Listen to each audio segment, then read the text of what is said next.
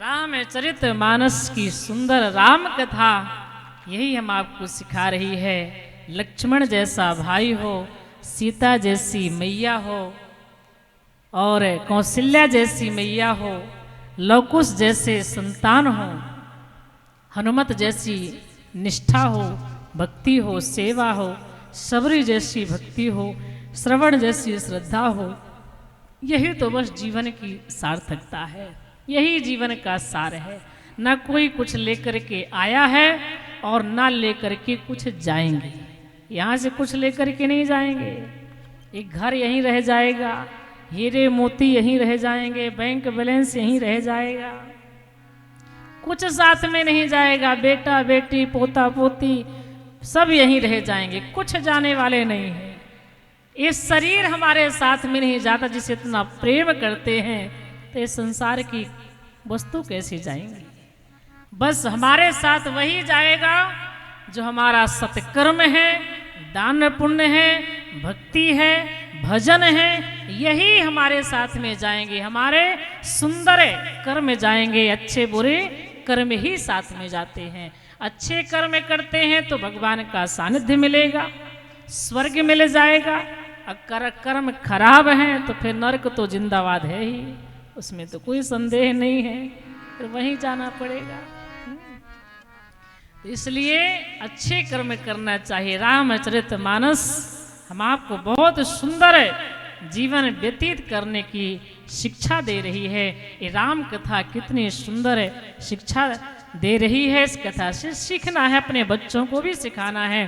पढ़ाई लिखाई बच्चे खूब करें, स्कूल जाएं, कॉलेज जाएं, लेकिन फिर भी हर माता का कर्तव्य ये है कि अपने बच्चों को शिक्षा सुंदर दें। रामचरित मानस पढ़ने के लिए कहें, आरती में सुबह शाम सम्मिलित होने के लिए कहें। सुबह अगर जल्दी बच्चे चले गए तो शाम की आरती में सम्मिलित करिए, उन्हें श्लोक सिखाइए, उन्हें मानस की चौपाइयाँ सिखाइए।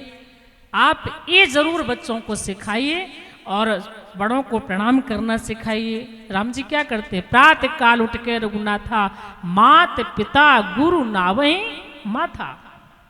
ये राम जी को छोटे से सिखाया गया है, तो ये करना है, अपने बच्चों को सिखाना है। अगर आपने छोटे से ही बच्चों को शिक्षा दे दी तो बुढ़ापे में फिर आपको कष्ट नहीं मिलेगा।